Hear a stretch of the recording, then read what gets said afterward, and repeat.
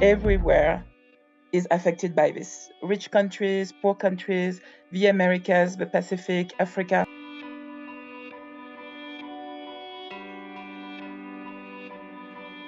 If we do not change the way we are doing climate action now, what we are looking at, it's obviously millions of people moving within the next decades because of climate impacts.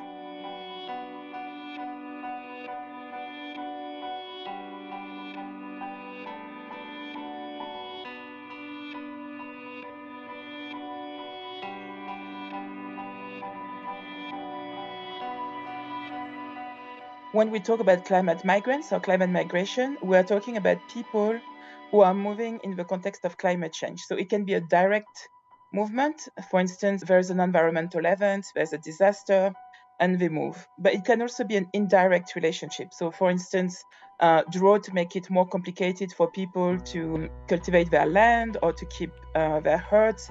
So for economic reasons, they might decide to move.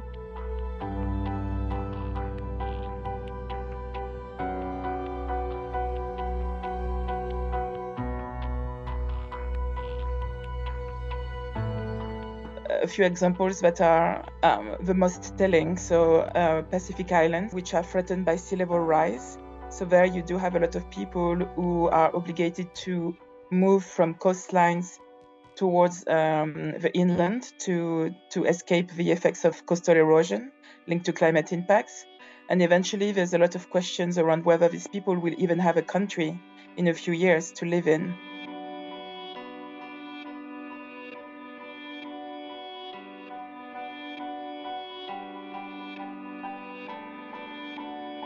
Most people don't want to migrate. It's very natural. They want to stay at home. They want to stay near their families, near their landmarks, especially indigenous people, for instance.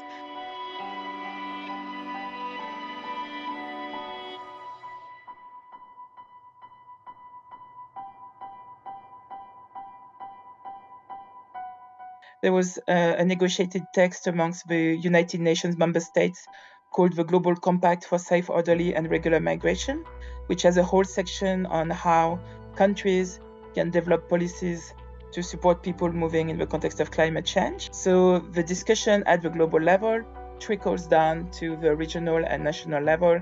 And now we are seeing more and more countries which are trying to include protection measures or specific kind of support for people migrating in the context of climate change in their national frameworks.